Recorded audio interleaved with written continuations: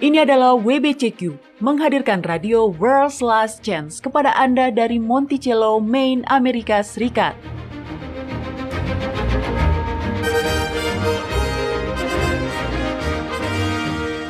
Kerinduan hati dari setiap orang Kristen selama 2000 tahun adalah melihat Sang Juru Selamat kembali dan mendirikan sebuah kerajaan kekal di atas bumi. Peristiwa-peristiwa yang terjadi di dunia mengungkap bahwa hal itu akan segera terjadi. Tetaplah bersama kami untuk belajar cara Anda dapat bersiap secara rohani menghadapi peristiwa-peristiwa akhir zaman.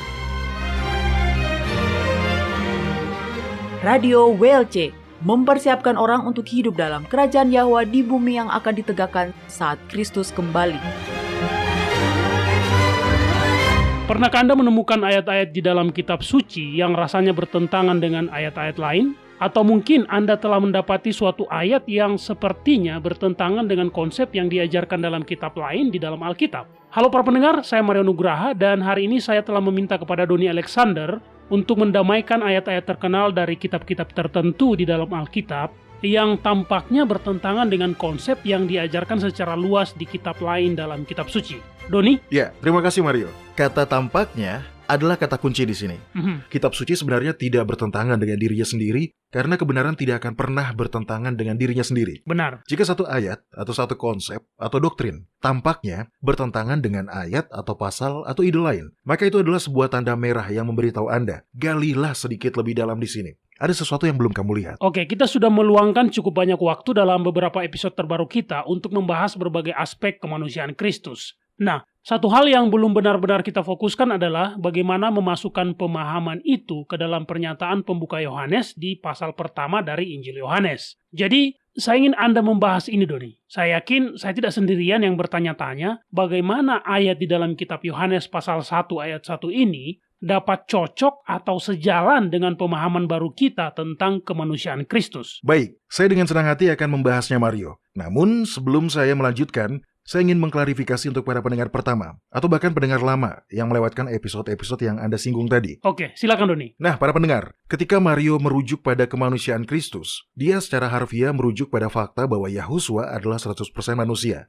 Sekarang, beberapa dari para pendengar mungkin berkata, iya, jadi Kristus sepenuhnya manusia dan sepenuhnya ilahi. Lalu apa masalahnya? Masalahnya adalah bahwa Yahusua sepenuhnya manusia, tetapi tidak ilahi sama sekali. Benar, tapi seperti yang selalu kami sampaikan di sini, di WLC, kami tidak mengharapkan ada di antara para pendengar yang langsung mempercayai begitu saja apa yang kami sampaikan. Tapi kami meminta Anda untuk belajar secara mandiri dengan melakukan penelitian Anda sendiri. Kami memiliki banyak artikel, video, dan episode radio yang membahas bukti-bukti dari Alkitab yang menunjukkan fakta bahwa tidak ada Allah Anak atau Allah Roh Kudus. Episode-episode ini, dan begitupun dengan artikel-artikel lain yang terkait, mencakup bukti-bukti sejarah. Jadi, para pendengar, sekali lagi, pelajarilah topik ini secara mandiri untuk diri Anda sendiri. Bagaimanapun sikap Anda, tolong jangan langsung menolak apapun dan menyatakannya salah hanya karena itu bertentangan dengan apa yang sudah Anda percayai selama ini. Bukti-buktinya tersedia jika Anda mau meluangkan waktu untuk mempelajarinya sendiri. Ya, benar. Oke. Mungkin ayat pertama yang muncul di benak seseorang ketika mereka diberitahu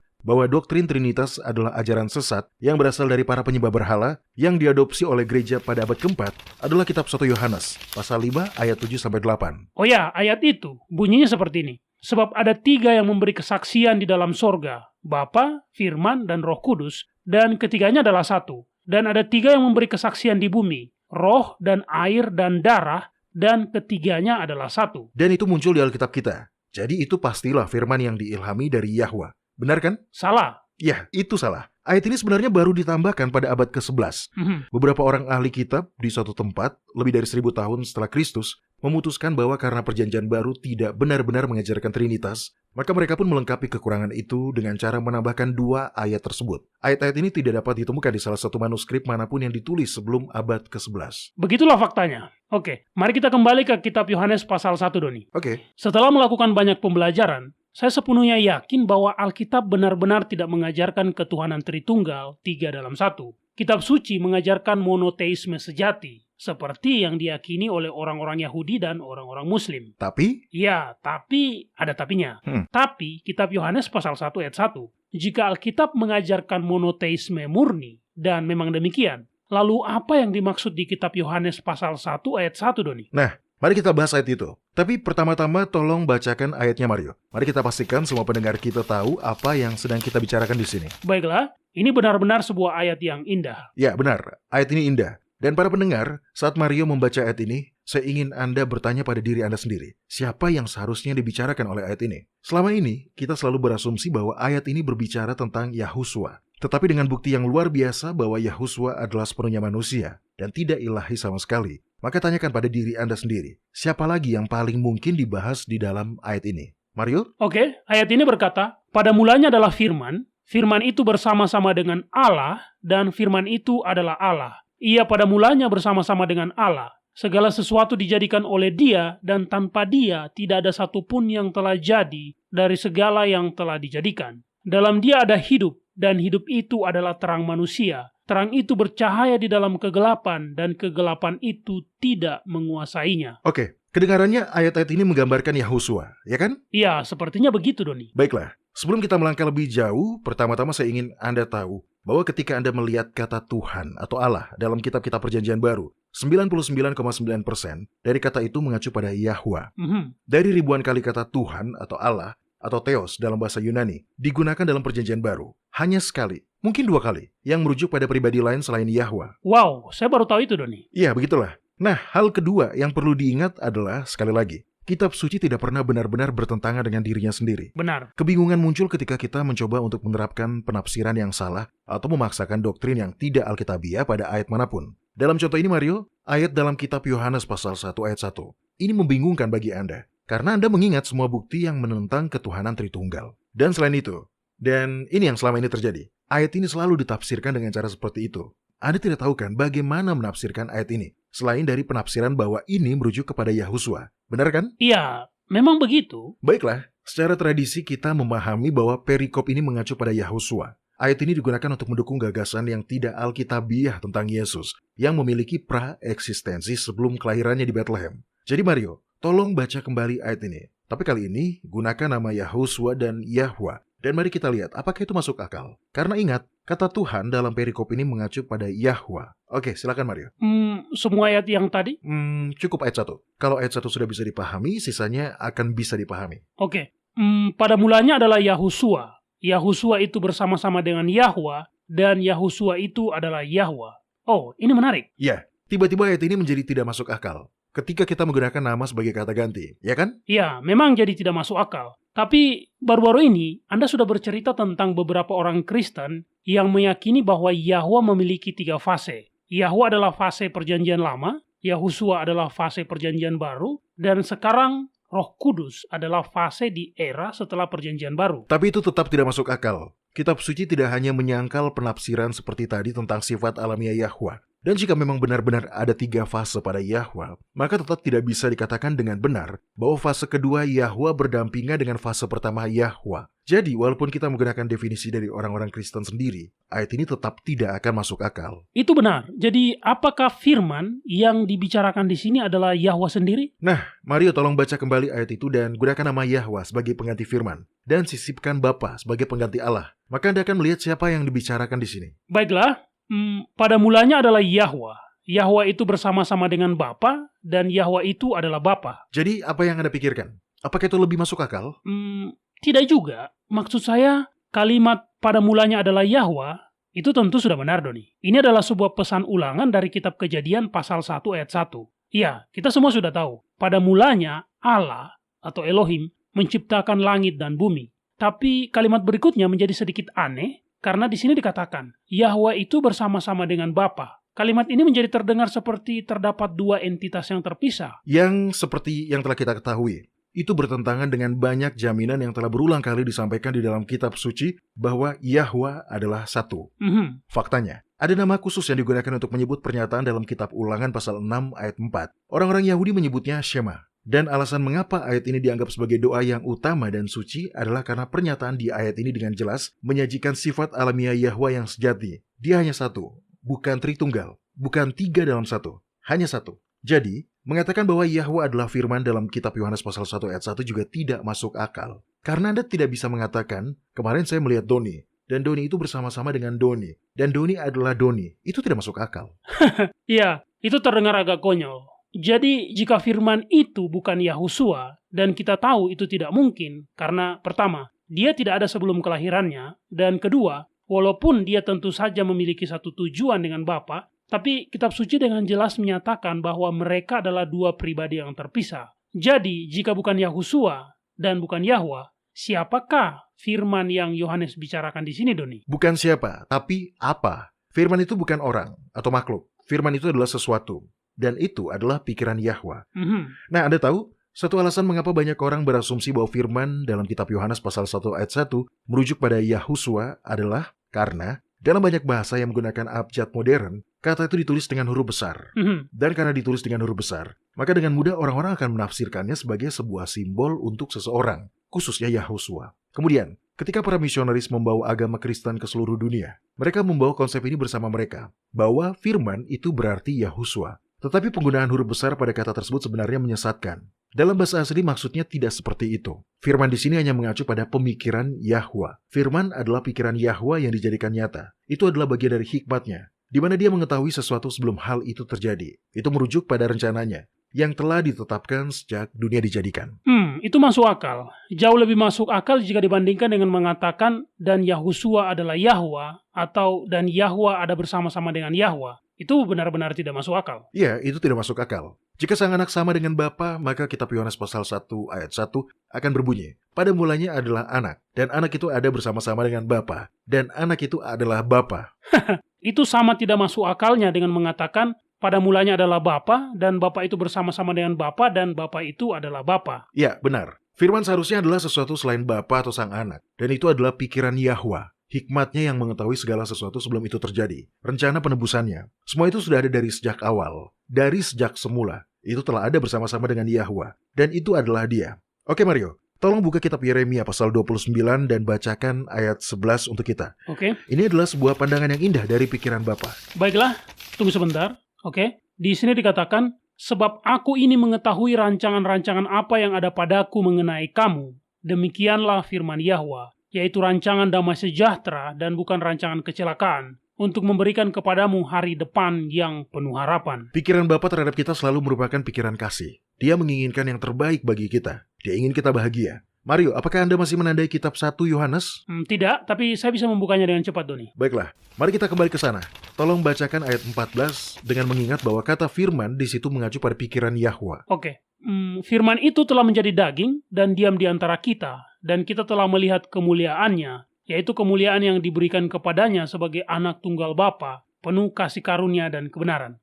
Tunggu sebentar. Oke. Ayat ini benar-benar terdengar seperti mengacu pada Yahusua. Firman itu telah menjadi daging dan diam di antara kita. Ya, ini berbicara tentang Yahusua. Iya, tetapi bukan Yahusua sebagai firman. Sebaliknya, cara Yahusua dirujuk dalam ayat ini adalah sebagai daging. Yahusua adalah pikiran Yahwa yang diwujudkan secara fisik. Yahusua adalah kerinduan Yahwa yang dijadikan nyata. Jadi, jauh di masa lalu ketika Yahwa meletakkan dasar bumi, dalam kerahasiaan pikirannya sendiri, dia telah membayangkan rencana tindakan yang akan dilakukan seandainya Adam dan Hawa jatuh ke dalam dosa. Rencananya, kata-kata dari pikirannya, adalah dengan melahirkan seorang putra yang merupakan manusia seutuhnya, yang dapat menjadi Adam kedua, yaitu manusia seutuhnya yang memiliki kodrat atau sifat alamiah yang sama seperti Adam sebelum kejatuhan, sehingga dapat memberikan kesempatan kedua bagi umat manusia. Benar, jadi itu hanya bisa dilakukan oleh seorang Mesias yang sepenuhnya manusia yang lahir dari seorang perempuan. Ya, karena sejak Adam dan Hawa, begitulah cara Anda dapat dimunculkan menjadi manusia seutuhnya. Benar, tapi Sang Mesias adalah seseorang yang lahir dengan sifat alamiah Adam sebelum kejatuhan. Jadi maksudnya, Sang Mesias akan lahir tanpa dosa. Iya, karena misinya adalah untuk menebus dunia dengan cara menjadi pemenang di tempat di mana Adam telah jatuh.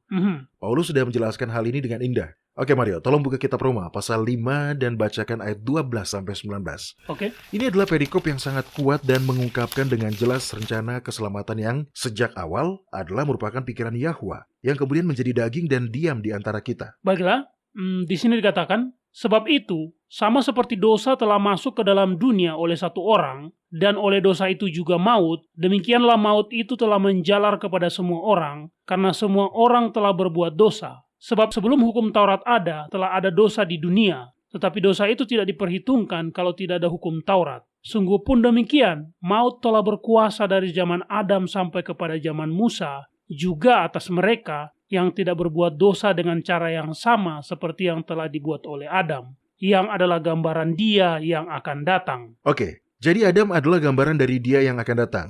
Jadi, Yahusua adalah pemenuhan gambaran Adam. Untuk menjadi demikian, dia harus menjadi manusia seutuhnya karena misinya adalah untuk mematuhi apa yang tidak dipatuhi Adam. Dan dengan menjadi taat, dia menebus umat manusia dari kegagalan Adam. Baiklah, lanjutkan Mario. Tapi karunia Yahwa tidaklah sama dengan pelanggaran Adam. Sebab jika karena pelanggaran satu orang, semua orang telah jatuh di dalam kuasa maut, jauh lebih besar lagi anugerah Yahwa dan karunia-Nya yang dilimpahkannya atas semua orang karena satu orang, yaitu Yahusua Kristus. Dan kasih karunia tidak berimbangan dengan dosa satu orang, sebab penghakiman atas satu pelanggaran itu telah mengakibatkan penghukuman, tetapi penganugerahan karunia atas banyak pelanggaran itu mengakibatkan pembenaran. Sebab jika oleh dosa satu orang maut telah berkuasa oleh satu orang itu, maka lebih benar lagi mereka yang telah menerima kelimpahan kasih karunia dan anugerah kebenaran akan hidup dan berkuasa oleh karena satu orang itu, yaitu Yahusua Kristus. Sebab itu, sama seperti oleh satu pelanggaran semua orang beroleh penghukuman, demikian pula oleh satu perbuatan kebenaran semua orang beroleh pembenaran untuk hidup. Jadi sama seperti oleh ketidaktaatan satu orang, semua orang telah menjadi orang berdosa. Demikian pula oleh ketaatan satu orang, semua orang menjadi orang benar. Yahusua adalah pikiran Bapa yang dilahirkan ke dalam daging manusia, yang memampukan umat manusia untuk melihat kemuliaan karakter kasih Bapa. Mata kita tidak akan lagi dibutakan oleh kebohongan setan. Dengan melihat di dalam daging, anak tunggal Yahwa yang sepenuhnya manusia, kita telah diberi pemahaman tentang pikiran Bapa, yang merupakan firman yang dibicarakan dalam kitab Yohanes pasal 1 ayat 1.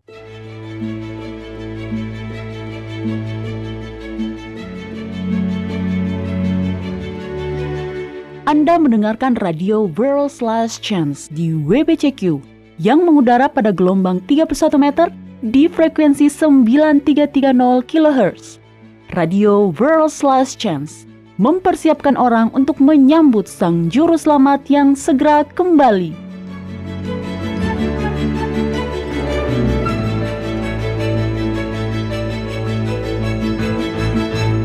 Kita semua tahu bahwa iblis adalah bapa segala dusta dan penyebab segala kebingungan. Dan dia tampaknya telah benar-benar melakukan sebuah mahakarya dengan menerapkan Kristus ke dalam kitab Yohanes pasal 1 ayat 1. Oh benar, itu benar sekali. Menerapkan Kristus di ayat tersebut telah menciptakan kebingungan dan menutupi kebenaran. Firman dalam pasal pertama Yohanes adalah perkataan Yahwa yang diperdengarkan. Itu adalah pikirannya. Jadi firman itu bukan sesosok individu. Itu adalah pernyataan dari pikiran Sang Pencipta. Oke, saya punya pertanyaan untuk Anda, Doni. Ya. Gagasan bahwa Yahusua adalah sepenuhnya manusia dan sama sekali tidak ilahi dapat menjadi sebuah konsep yang sulit untuk diterima. Maksud saya, kita telah dibesarkan untuk percaya pada sifat ganda Sang Juru Selamat. Beberapa waktu yang lalu, saya melihat sebuah majalah dengan tampilan yang tampak mengkilap dan tertata dengan baik. Jika saya tidak salah ingat, majalah itu diterbitkan oleh Campus Crusade for Christ. Di dalamnya, mereka memiliki segmen yang menampilkan pembelaan terhadap keilahian Kristus. Mereka mencoba untuk membuktikan bahwa Yahusua adalah ilahi. Alasan yang diberikan adalah, ya, sebelum kita membacanya, saya ingin berkata bahwa siapapun yang menulis artikel ini pasti tidak pernah mempelajari pelajaran kesalahan logika. Oh, apa yang dikatakannya Mario? Nah, perkataannya ini sangat mencengangkan, Doni. Nah, kutipannya ini telah saya simpan di komputer ini. Tunggu, saya buka dulu. Saya ingin mendengar pendapat Anda tentang hal ini, Doni. Oke, ini dia. Di sini dikatakan, apakah Yesus benar-benar mengaku sebagai Tuhan? Hal ini tampaknya tidak terbantahkan karena hampir semua yang Yesus katakan dan lakukan menunjuk ke arah ini. Misalnya, perhatikan mujizat Yesus berjalan di atas air. Mengapa dia tidak terbang atau mengubah dirinya menjadi dinosaurus terbang? Inilah alasannya. Dia, Tuhan sendiri, yang membentangkan langit dan melangkah di atas gelombang-gelombang laut. Kitab Ayub pasal 9 ayat 8. Ayat dari perjanjian lama ini sudah diketahui secara umum bagi para pendengar Yesus.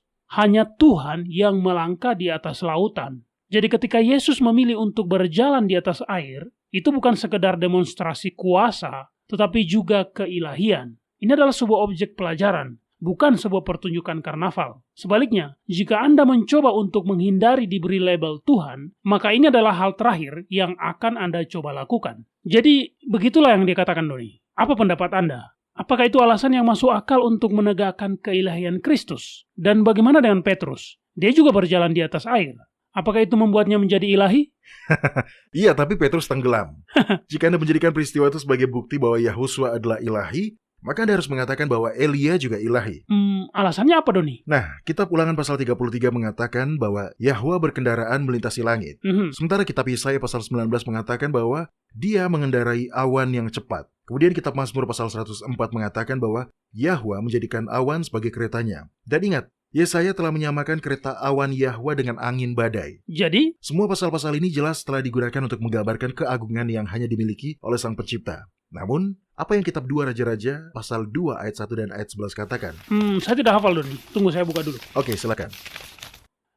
Ayat 1 mengatakan, menjelang waktunya Yahwa hendak menaikkan Elia ke langit dalam angin badai, Elia dan Elisa sedang berjalan dari Gilgal. Dan ayat 11 mengatakan, sedang mereka berjalan terus sambil berkata-kata, tiba-tiba datanglah kereta berapi dengan kuda berapi memisahkan keduanya, lalu naiklah Elia ke langit dalam angin badai. Jadi jika mengendarai kereta berawan atau kereta berapi atau berkendaraan angin badai menuju ke langit adalah sebuah tanda keilahian, maka Elia pasti juga ilahi, ya kan?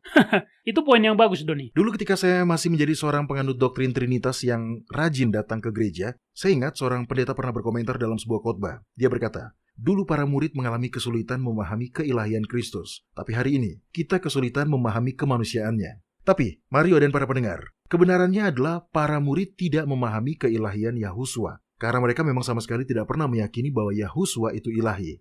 Mereka tahu bahwa dia sepenuhnya manusia. Tetapi di zaman sekarang, jika Anda mengatakan bahwa dunia Kristen saat ini telah mengikuti perubahan doktrin yang dilakukan pada abad keempat, maka Anda akan membuat diri Anda dikecam dan dianggap sebagai orang kafir. Padahal sebenarnya, menekankan bahwa Yahuswa itu sepenuhnya manusia adalah sebuah tindakan kembali pada kekristenan rasuli. Karena memang itulah yang diajarkan Alkitab. Oke, nah Injil Yohanes adalah favorit para penganut Trinitas, ya kan? Iya benar. Karena Injil itu telah digunakan untuk mendukung gagasan bahwa Anda dapat membuat banyak pribadi menjadi tetap satu Tuhan. Tetapi pikirkanlah, jika Anda memiliki sesosok Tuhan di surga, yaitu Yahwa, yang tidak pernah menjadi manusia dan tidak pernah mati, dan kemudian Anda memiliki Tuhan lain yang menjadi manusia dan mati, itu jelas bukan monoteisme. Menurut definisinya, itu adalah sesuatu yang tidak mungkin. Itu benar. Dan saya pikir gereja-gereja Pantekosta mencoba untuk mengatasi masalah ini dengan mengatakan bahwa Bapa dan Sang Anak adalah pribadi yang sama. Tapi jelas, ini juga tidak benar. Karena Anda tahu, Yahuswa telah berulang kali mengatakan bahwa Bapa lebih besar dari dirinya. Ya, benar. Perjanjian Baru menekankan berulang-ulang bahwa Bapa dan Sang Anak adalah dua individu yang terpisah dan berbeda. Kebenaran yang coba dipulihkan oleh surga kepada orang-orang Kristen modern adalah bahwa Yahuswa adalah sepenuhnya manusia. Dan dia berawal dari rahim ibunya. Bukan di surga, bukan di masa lalu yang abadi, tetapi di dalam rahim Maria. Jika dia sudah ada sebelumnya, maka itu sama dengan mengatakan bahwa Yahuswa tidak sepenuhnya manusia. Dan ketika kita mengatakan itu, kita membantu melakukan salah satu kebohongan setan yang paling terkenal, yaitu doktrin yang membingungkan, yang menganggap bahwa Sang Juru Selamat adalah 100% manusia dan 100% ilahi. Dan itu konyol. Iya, saya perhatikan setiap kali kita mencoba memaksakan sebuah kaitan yang tidak logis, yang kita dapatkan hanyalah sebuah kebingungan yang tidak dapat dipahami dan kita diberitahu untuk menerimanya dengan iman, karena itu dianggap sebagai sebuah misteri yang terlalu tinggi untuk dipahami oleh pikiran manusia. Dan jelas Yahwa tidak bekerja dengan cara seperti itu. Dia ingin kita memahami kebenaran. Kemanusiaan Yahuswa dijatuhkan ketika kita mencoba memberinya praeksistensi. Lihatlah seperti ini. Jika ego, yang saya maksud bukan kesombongan, maksud saya adalah sesosok diri dari seseorang. Jika itu diciptakan sebelum kelahiran, lalu apa tepatnya yang dikandung dalam rahim seorang ibu?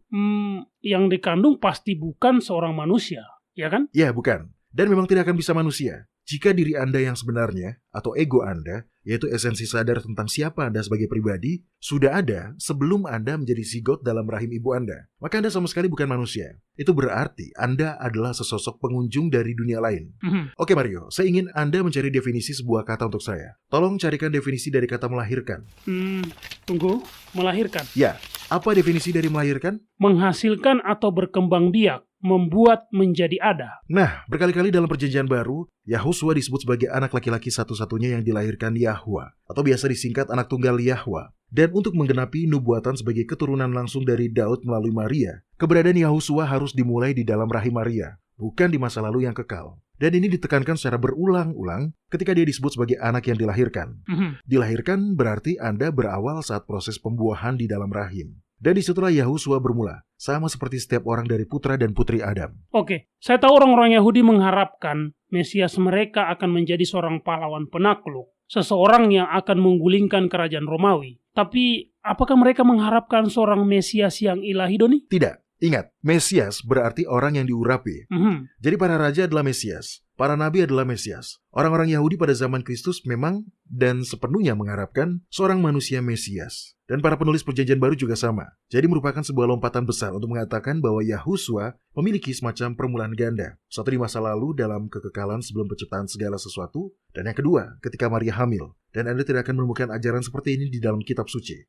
Jadi dari mana Anda menemukannya? Itu hanya ada dalam tulisan-tulisan sesat dari para bapa gereja yang merangkul dan beradaptasi pada keyakinan-keyakinan para penyembah berhala. Perubahan kebenaran inilah yang menyebabkan kebingungan besar dan pertempuran selama berabad-abad. Beberapa orang bahkan kehilangan nyawa mereka karena masalah sifat alamiah sejati dari Kristus. Dan akhirnya hal tersebut dimasukkan secara resmi ke dalam dogma gereja pada abad keempat. Ya, dan itu adalah ratusan tahun setelah masa kehidupan Kristus dan para rasul. Ingat, Kristus dan para rasul tidak meyakini dan juga tidak mengajarkan bahwa sang anak itu setara dengan Yahwa. Benar. Sekarang, seperti yang Anda katakan beberapa menit yang lalu, para penganut Trinitas sangat menyukai Injil Yohanes. Mereka secara khusus telah menggunakan kitab Yohanes untuk mencoba mendukung argumen mereka tentang ketuhanan Tritunggal. Dan bukankah menarik bahwa perikop yang ditambahkan oleh beberapa imam yang cerdas secara doktrinal pada abad ke-11 untuk mencoba dan membuktikan sebuah Trinitas ditambahkan ke dalam kitab 1 Yohanes? Ya, benar.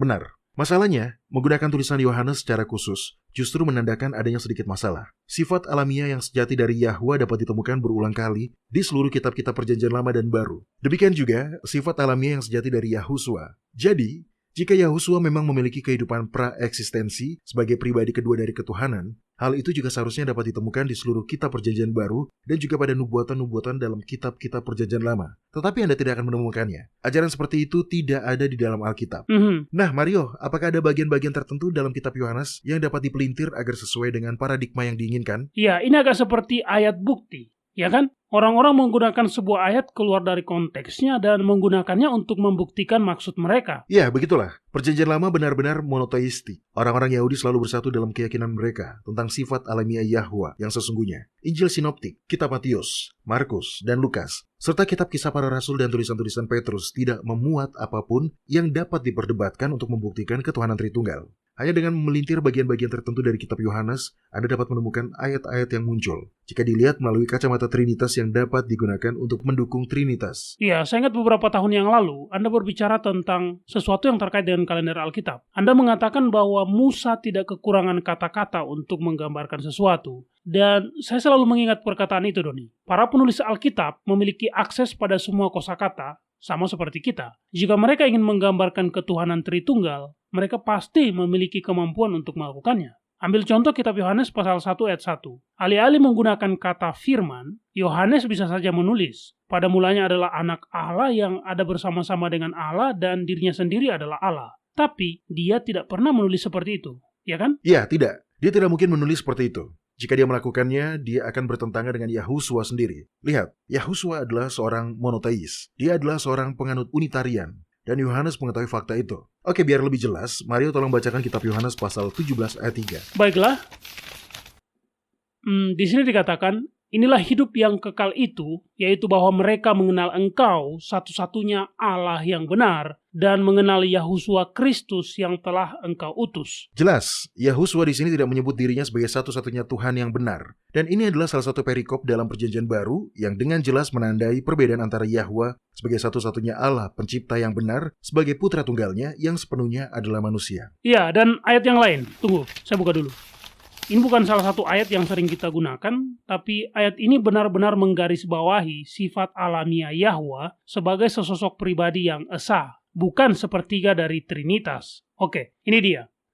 Ini tertulis dalam kitab Yohanes juga, Doni. Kitab Yohanes pasal 5 ayat 44. Di sini dikatakan, bagaimanakah kamu dapat percaya, kamu yang menerima hormat seorang dari yang lain, dan yang tidak mencari hormat yang datang dari Allah yang esa? Benar, itu ayat yang bagus, Mario. Sudah jelas, Yohanes percaya pada monoteisme Unitarian, yang sama yang diajarkan di seluruh kitab suci. Mengklaim bahwa Kristus memiliki praeksistensi non-manusia, berarti mengatakan bahwa ada dua Allah yang tidak diciptakan. Tetapi ini bertentangan dengan kata-kata Yahusua sendiri dalam kitab Markus pasal 12. Tolong bacakan ayatnya, Mario, dari kitab Markus 12 ayat 28-34. Oke.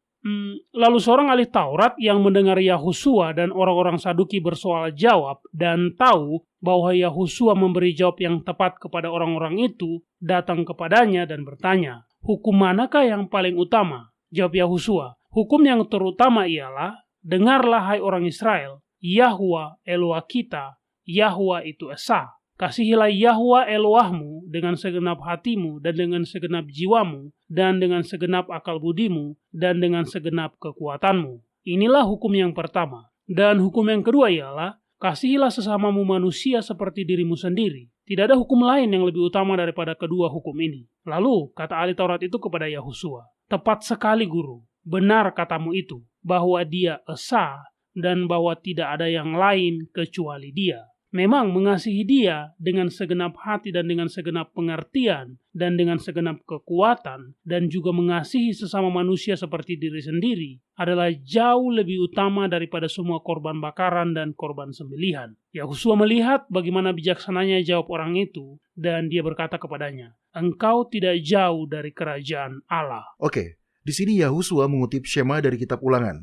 Yahwa itu satu. Baik, Mario tolong buka kitab 1 Timotius pasal 6 dan bacalah ayat 16. Ayat ini memberikan gambaran penting tentang Yahwa. Oke, mulai dari ayat 13. Di hadapan Allah yang memberi hidup kepada segala sesuatu, yang adalah penguasa yang satu-satunya dan yang penuh bahagia. Raja di atas segala raja dan tuan di atas segala tuan. Dialah satu-satunya yang tidak takluk kepada maut, bersemayam dalam terang yang tak terhampiri. Seorang pun tak pernah melihat dia, dan memang manusia tidak dapat melihat dia. Baginya lah hormat dan kuasa yang kekal. Hanya Yahwa saja yang abadi. Itulah yang dikatakan di sana. Dialah satu-satunya yang tidak takluk kepada maut. Keabadian didefinisikan sebagai kehidupan atau keberadaan tanpa akhir. Yahwa itu abadi. Definisi abadi adalah tidak bisa mati. Nah sekarang, apakah Yahusua mati? Tentu saja, Doni. Jadi, dengan penjelasan yang bagaimanapun, dapatkah dia menjadi Tuhan? Jika Tuhan itu tidak bisa mati? Tidak. Mengatakan bahwa Yahusua telah mati sambil di saat yang sama mengatakan bahwa dia adalah bagian dari ketuhanan Tritunggal yang abadi, menciptakan sebuah pertentangan. Ya, kedua pernyataan tersebut saling bertentangan. Mungkin ada banyak hal yang tidak kita ketahui tentang Yahwa, baik itu kuasa dan kebijaksanaannya, maupun keabadiannya dan keilahiannya. Tetapi apa yang telah kita ketahui cukup sederhana, jelas, dan dapat dengan mudah dipahami oleh seorang anak kecil sekalipun. Iya, saya perhatikan setiap kali kontradiksi atau pertentangan muncul dalam kekristenan, kita cenderung mengabaikannya dan menganggapnya sebagai sebuah misteri ilahi, sehingga kita tidak lagi berusaha mempelajarinya. Tapi ada satu ayat yang ingin saya tanyakan kepada Anda, Doni. Di kitab Yohanes pasal 13 ayat 3 dikatakan, Yahusua tahu bahwa Bapanya telah menyerahkan segala sesuatu kepadanya dan bahwa dia datang dari Allah dan kembali kepada Allah. Nah, bukankah ayat ini yang mengatakan bahwa dia kembali kepada Yahwa menunjukkan bahwa Kristus memiliki praeksistensi? Mungkin, jika memang itu yang tertulis di dalam bahasa yang asli. Tetapi tidak semua versi terjemahan mengatakan seperti itu. Dan karena memang bukan itu yang tertulis di dalam bahasa aslinya, yang asli jauh lebih singkat. Di dalam bahasa asli dikatakan, Yahusua tahu bahwa dia datang dari Yahwa dan akan pergi kepada Yahwa. Beberapa versi terjemahan yang lain telah salah dengan menggunakan kata kembali. Oke, baiklah. Lantas bagaimana dengan kitab Yohanes pasal 17, di mana Yahusua meminta Yahwa untuk memberinya kemuliaan yang telah dia miliki di hadapan Yahwa sebelumnya? Dengarkan ini. Ini dari kitab Yohanes pasal 17 ayat 5. Dia mengatakan, "Oleh sebab itu, ya Bapa, permuliakanlah aku padamu sendiri dengan kemuliaan yang kumiliki di hadiratmu sebelum dunia ada." Bagaimana Yahusua bisa memiliki kemuliaan di hadirat Bapa jika dia belum ada? Itu pertanyaan yang bagus dan jawabannya adalah karena ini adalah kemuliaan yang dijanjikan. Sama seperti kepada kita telah dijanjikan kemuliaan karena ketaatan, demikian pula Yahwa bermaksud untuk memuliakan Yahusua karena ketaatannya. Itu adalah bagian dari rencana Yahwa dari sejak semula. Oke, lalu bagaimana dengan Paulus? Saya tahu fokus kita hari ini adalah pada tulisan-tulisan Yohanes, tapi Anda tadi mengatakan bahwa Injil Sinoptik kitab Kisah Para Rasul dan kitab-kitab Petrus semuanya mengajarkan Unitarian monoteistik. Tetapi bagaimana dengan Paulus? Paulus menulis lebih banyak kitab dalam Perjanjian Baru jika dibandingkan dengan penulis lain manapun. Dia, sama seperti setiap penulis Perjanjian Baru yang lain, adalah seorang monoteis murni. Dalam kitab 1 Korintus, dia menegaskan keyakinannya pada satu-satunya sifat alamiah Yahwa. Mario tolong buka dan bacakan kitab 1 Korintus pasal 8 ayat 5 dan 6. Sebab sungguh pun ada apa yang disebut Tuhan, baik di sorga maupun di bumi, dan memang benar ada banyak Tuhan dan banyak Allah yang demikian. Namun bagi kita hanya ada satu Tuhan saja, yaitu Bapa, yang daripadanya berasal segala sesuatu, dan yang untuk Dia kita hidup, dan satu Tuhan saja, yaitu Yahusua Kristus, yang olehnya segala sesuatu telah dijadikan, dan yang karena Dia kita hidup. Inilah yang diajarkan Paulus. Bagi kita hanya ada satu Tuhan saja, yaitu Bapa. Kemudian dia menambahkan dan satu Tuhan saja, yaitu Yahusua. Jadi perhatikan, kata dan di sini tidak berarti bahwa keduanya adalah Tuhan. Kata dan di sini berarti tambahan. Jadi Paulus mengatakan bahwa selain dari Tuhan yang Esa, yaitu Yahwa, terdapat juga satu Tuhan yaitu Yahusua. Tuhan dan Tuhan dalam konteks ini bukanlah istilah yang setara. Sayangnya para penerjemah Alkitab telah didoktrin untuk mengikuti ajaran sesat Trinitas, sehingga ajaran ini telah mewarnai terjemahan mereka pada berbagai ayat tadi. Ada beberapa kata Ibrani berbeda yang semuanya muncul atau diterjemahkan sebagai Tuhan atau Allah atau Tuan dalam bahasa Indonesia. Yahwa hanyalah salah satunya. Adoni juga adalah contoh lain. Benar. Nah, seingat saya, kedua kata yang Anda sebut ini muncul dalam kitab Mazmur pasal 110 ayat 1, Doni. Firman Tuhan kepada Tuanku, firman Yahwa kepada Adoniku. Ya, benar.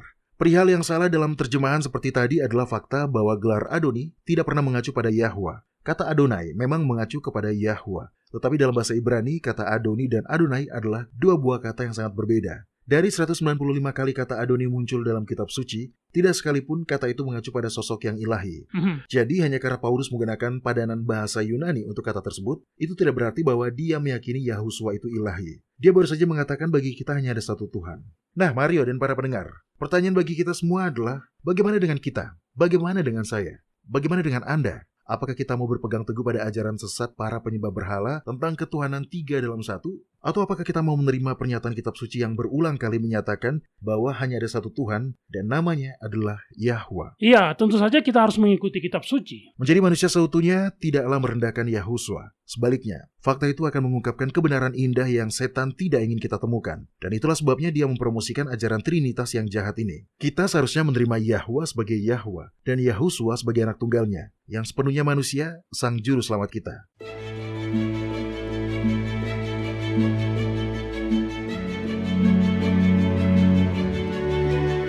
Anda mendengarkan radio World's Last Chance di WBCQ yang mengudara pada gelombang 31 meter di frekuensi 9330 kHz. Radio World's Last Chance mempersiapkan orang untuk menyambut Sang Juru Selamat yang segera kembali.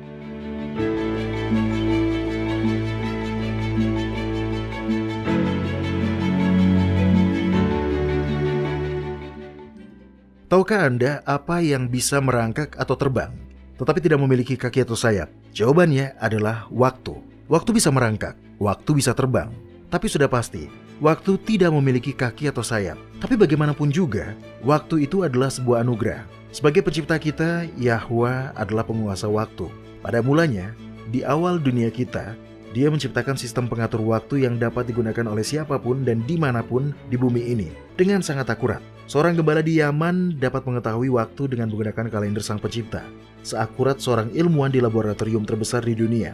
Kalender Gregorian atau kalender Masehi merupakan kalender modern yang digunakan oleh sebagian besar dunia saat ini. Kalender ini adalah sebuah kalender matahari yang dinamai menurut nama Paus Gregorius yang ke-13. Kalender ini adalah hasil adaptasi dari kalender matahari Julius Caesar, seorang penyembah berhala. Adapun kalender Yahwa di sisi lain adalah merupakan kalender lunisolar. Panjang tahunnya didasarkan pada peredaran matahari dan bulan, serta mingguannya dihitung berdasarkan peredaran bulan di langit. Ini adalah kalender yang digunakan selama kehidupan Yahusua. Sahabat yang benar dari kitab suci hanya dapat ditemukan dengan menggunakan kalender ini. Lebih jauh lagi, hanya kalender lunisolar yang dapat mengungkapkan tanggal sebenarnya dari kebangkitan Sang Juru Selamat. Jika hari di mana Anda beribadah adalah sesuatu yang penting bagi Anda, maka Anda perlu memahami kalender lunisolar penciptaan. Kunjungi situs web kami di worldslastchance.com untuk mempelajari lebih lanjut tentang metode perhitungan waktu yang telah ditetapkan oleh Sang Pencipta. Kami memiliki buku, artikel, video, program radio, dan bahkan aplikasi perangkat lunak untuk menghitung waktu dengan metode ini. worldslastchance.com menghormati sang pencipta pada hari Sabatnya yang sejati.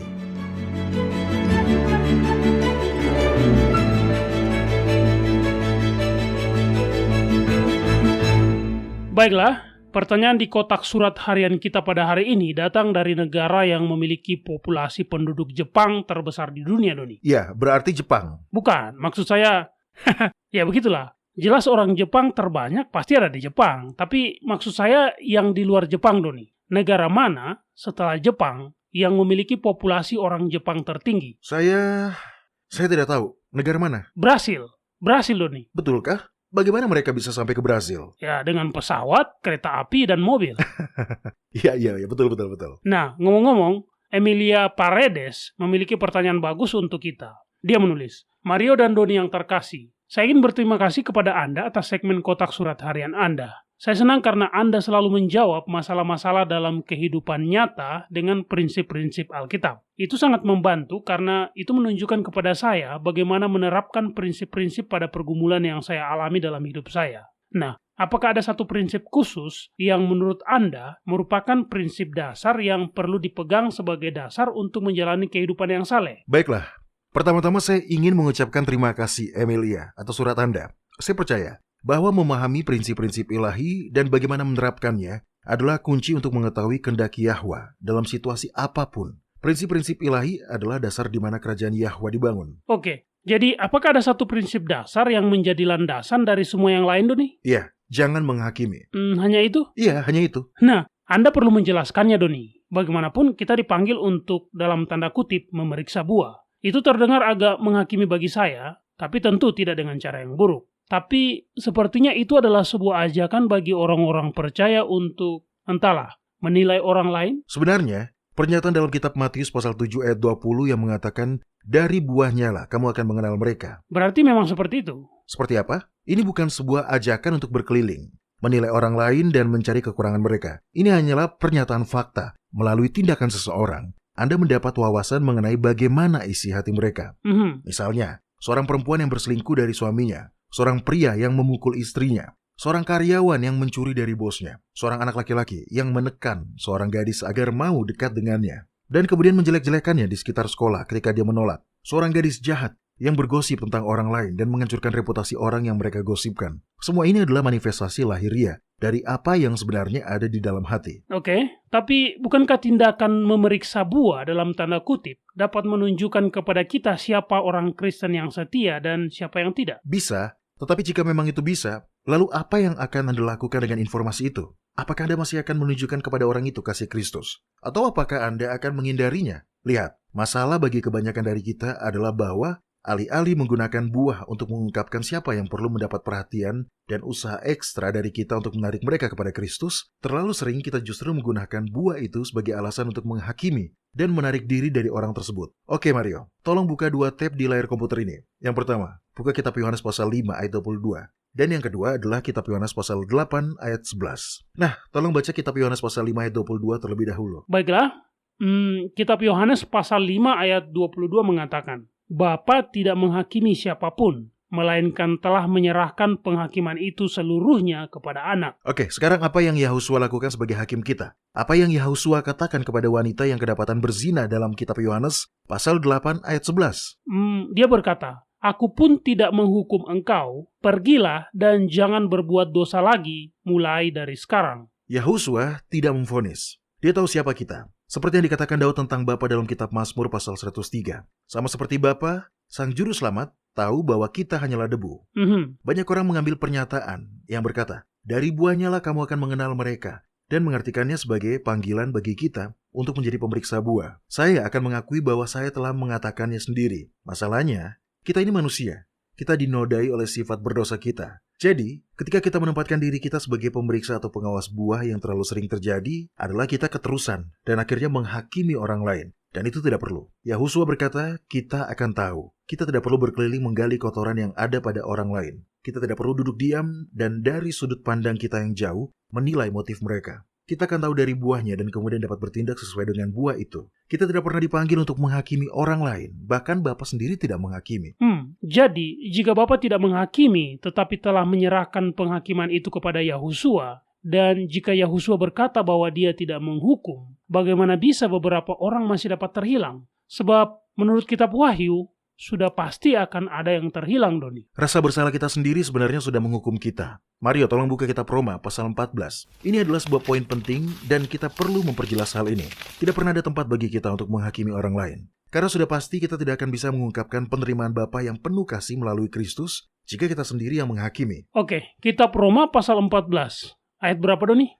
Ayat 10 dan 11. Tetapi engkau, mengapakah engkau menghakimi saudaramu? Atau mengapakah engkau menghina saudaramu? Sebab kita semua harus menghadap tahta pengadilan Kristus, karena ada tertulis, demi aku yang hidup, demikianlah firman Yahwa, semua orang akan bertekuk lutut di hadapanku, dan semua orang akan memuliakan Allah. Rasa bersalah mereka sendirilah yang akan mengutuk orang-orang jahat, dan mereka akhirnya akan bertekuk lutut kepada Yahwa, dan mengaku bahwa Dia adalah Tuhan. Karakter mereka tidak berubah dengan tiba-tiba. Mereka tidak tiba-tiba mengasihi Dia.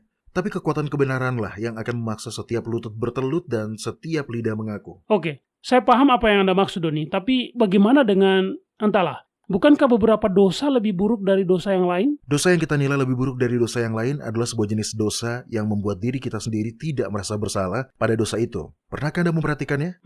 Mari kita lihat beberapa hal yang membuat orang cenderung menghakimi orang lain. Ambil contoh, homoseksualitas. Ini adalah salah satu dosa besar. Iya. Begitu banyak keluarga dan tentu saja hati yang telah hancur karena hal itu, Doni. Homoseksualitas adalah hal yang mudah untuk ditunjukkan karena normanya adalah heteroseksual. Kebanyakan orang bukan gay. Jadi ini adalah sesuatu yang aman untuk dikecam. Walaupun kitab suci menghabiskan lebih banyak waktu untuk mencela perzinaan dan percabulan ketimbang homoseksualitas. Benar. Orang tidak berkhotbah tentang menentang persinahan atau percabulan seperti yang mereka lakukan terhadap homoseksualitas. Karena ya jelas, persinahan telah melanda lebih banyak keluarga. Ya, benar. Namun jika Anda memilih di antara keduanya, perzinahan selalu adalah merupakan pilihan, sedangkan studi ilmiah terbaru menunjukkan bahwa homoseksualitas disebabkan oleh perkembangan hormon, baik sebelum maupun setelah proses kelahiran. Dan tentu itu bukan sebuah pilihan. Jadi barang siapa yang tidak berdosa, hendaklah dia yang pertama melemparkan batu. Ya, benar. Nah, bagaimana dengan kecanduan? Sekali lagi, ini adalah sesuatu yang mudah untuk dihakimi. Karena kebanyakan orang tidak bergumul dengan alkohol, nikotin, atau kecanduan narkoba. Namun ketidakseimbangan kimia di otak sering menjadi penyebab dari kecanduan ini. Jika Anda dilahirkan dengan ketidakseimbangan kimiawi, jadi bukan karena kesalahan Anda sendiri, lalu bagaimana perasaan Anda jika ada orang Kristen yang menghakimi dan menghukum Anda? Apakah Anda akan merasa tertarik kepada Kristus? Tidak. Tapi, oke. Bagaimana dengan paham transgender, Doni? Banyak orang mengatakan bahwa para transgender itu hanyalah orang-orang yang kebingungan. Iya, sekali lagi. Ketika Anda benar-benar memperhatikan perihal ini, perkataan seperti itu adalah sebuah penghakiman yang siapapun dari kita tidak seharusnya lakukan. Dr. Schwab di Belanda mengambil otak dari mayat dan mempelajari irisan demi irisan dari otak itu. Dia menemukan struktur kecil di bagian otak yang bernama hipotalamus yang tampaknya terkait dengan identitas gender. Ukurannya berbeda-beda tergantung pada apakah orang itu laki-laki atau perempuan.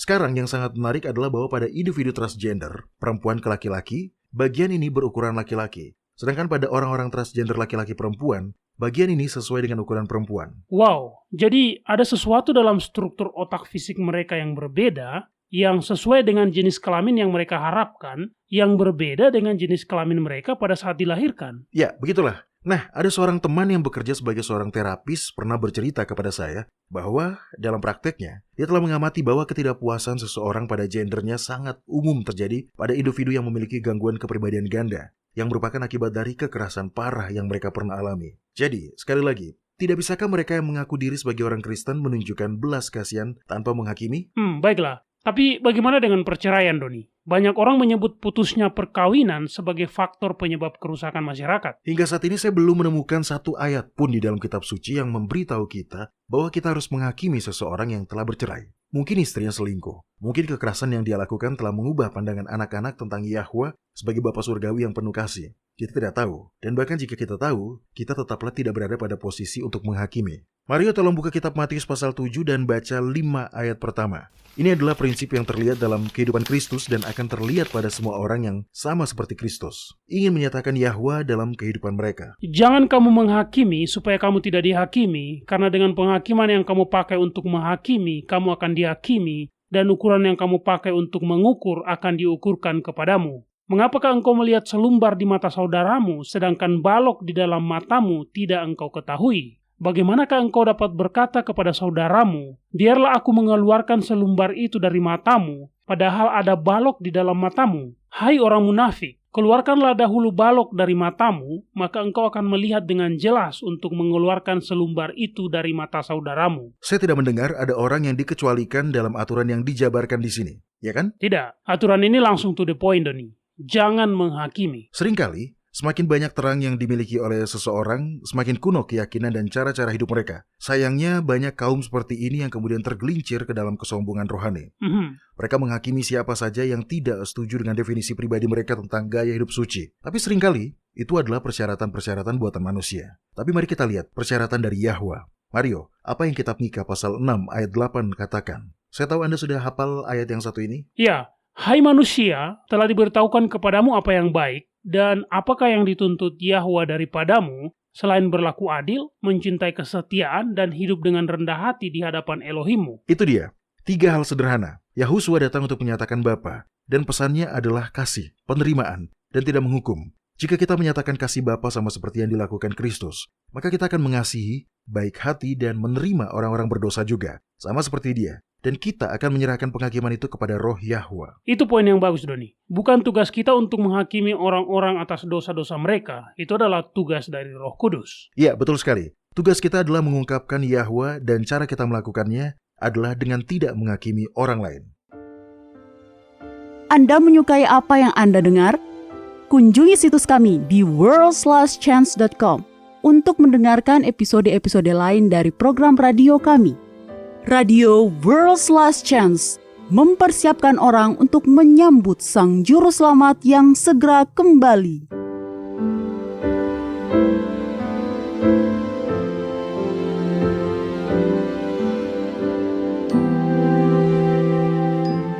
Halo, ini adalah janji harian Anda dari firman Yahwa. Terkadang dalam hidup, kita menghadapi masalah yang lebih dari sekedar mencuri kebahagiaan kita. Beberapa kesulitan terasa sangat ekstrim, sehingga kita kadang merasa kehidupan ini sendiri adalah sebuah beban. Kitab Mazmur pasal 42 menggambarkan pengaruh dari kondisi yang mengecilkan hati seperti ini terhadap seseorang dengan mengatakan, seperti rusa yang merindukan sungai yang berair, demikianlah jiwaku merindukan Engkau, ya Yahwa. Jiwaku haus kepada Eloa, kepada Elohim yang hidup. Bilakah aku boleh datang melihat Yahwa? Air mataku menjadi makananku siang dan malam, karena sepanjang hari orang berkata kepadaku, di mana Allahmu?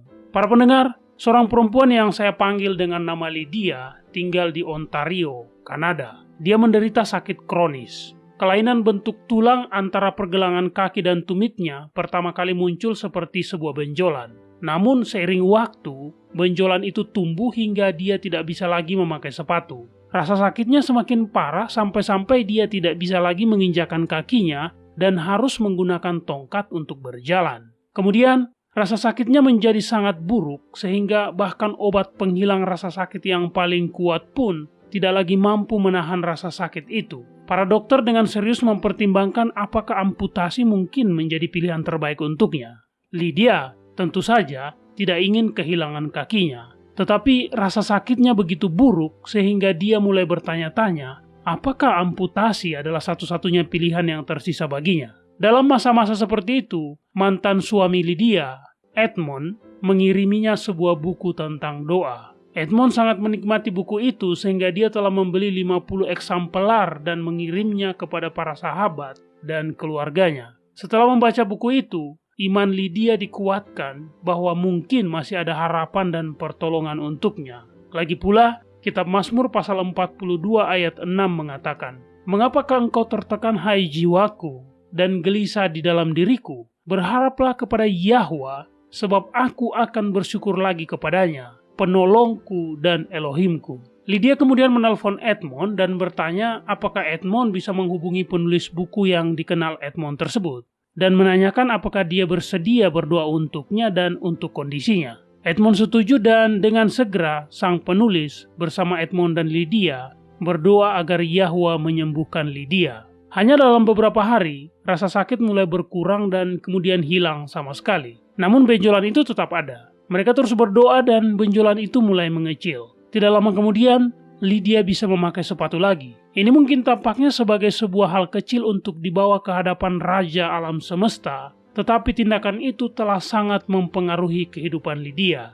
Dengan kesembuhan yang penuh dan menyeluruh, dia sekali lagi bisa keluar berbelanja sendiri dan hal-hal yang sebelumnya memerlukan bantuan orang lain dapat dia kerjakan. Yang paling menyenangkan, dia bisa berpergian lagi untuk mengunjungi cucu-cucunya. Para pendengar, ketika kita menemukan diri kita berada dalam situasi yang sulit, terutama jika ada rasa sakit yang dirasakan, sangat mudah untuk berkecil hati. Tetapi dalam setiap situasi, kita diundang untuk membawa kekhawatiran dan masalah kita kepada Bapa. Kasihnya kepada Anda dalam kondisi yang tersulit sama besarnya dengan kasihnya kepada Anda dalam kondisi yang paling membahagiakan dalam hidup Anda. Kitab Mazmur pasal 42 ayat 11 mengatakan, "Mengapa engkau tertekan hai jiwaku, dan mengapa engkau gelisah di dalam diriku? Berharaplah kepada Yahwa, sebab aku bersyukur lagi kepadanya, penolongku dan Elohimku.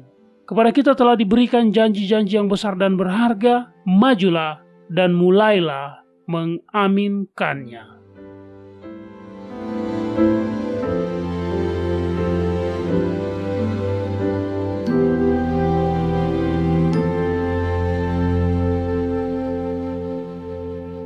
Saya seharusnya sudah melewati titik di mana saya terkejut oleh kebohongan-kebohongan iblis. Iya, seharusnya saya sudah tidak terkejut lagi. Tapi saya masih terus mendapati diri saya berulang-ulang menggelengkan kepala karena masih saja ada kebenaran yang berhasil setan samarkan dan bahkan sembunyikan. Setiap kali iblis menyembunyikan kebenaran di bawah lapisan kebohongan atau asumsi dan tradisi selama berabad-abad, selalu ada alasannya. Dengan mempromosikan Yahusua sebagai ilahi dan manusia, sebuah pertentangan yang tidak dapat dipahami, yang membingungkan, dan yang tidak mungkin. Setan telah berhasil mengalihkan fokus penyembahan kita dari Bapa yang mengasihi kita kepada Sang Anak. Saya mau memberitahu Anda, semakin banyak dan terus bertambah banyak orang-orang Kristen yang saya lihat telah menjadikan Sang Juru Selamat sebagai berhala. Iya, kita bersyukur atas pengorbanannya, tetapi berapa banyak orang Kristen yang merasa lebih dekat secara emosional dengan Yahusua karena mereka merasa bahwa Yahusua merasakan bagaimana rasanya menjadi manusia. Anda melihat bagaimana Yahusua ditampilkan dalam khotbah-khotbah dan lagu-lagu pujian. Yahusua itu penuh kasih dan pengampunan. Yahusua mengangkat kita dan mendukung kita. Yahusua adalah sahabat terbaik kita yang merasakan apa yang kita rasakan. Ya, tepat. Dan dalam semua ini, kasih Bapa diabaikan. Namun kasihnya lah yang akan menguatkan kita untuk tetap setia menjalani hari-hari mendatang. Para pendengar, ini bukanlah poin doktrin yang sepele. Hal-hal ini nyata dan kita perlu mengetahui kebenarannya. Karena kebenaranlah yang memberi kita kepercayaan diri untuk percaya kepada Yahwa terlepas dari apapun yang akan terjadi. Itu benar, sangat benar.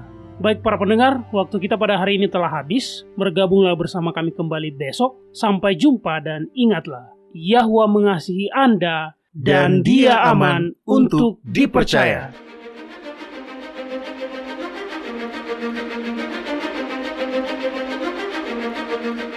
Anda baru saja mendengarkan Radio WLC.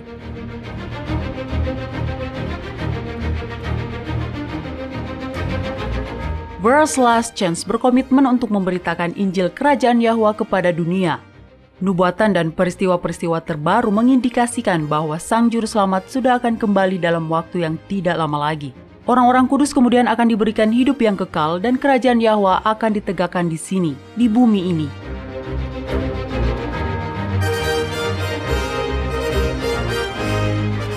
Tidak ada waktu yang bisa disia-siakan. Terimalah anugerah keselamatan hari ini dan izinkan Yahwa menyelimuti Anda dengan kebenaran Kristus.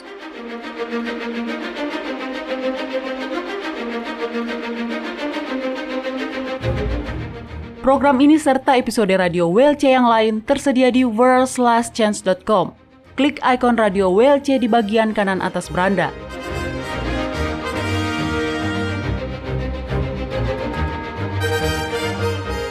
Bergabunglah kembali bersama kami besok untuk menerima berbagai pesan kebenaran lain di WBCQ yang mengudara pada gelombang 31 meter di frekuensi 9330 kHz.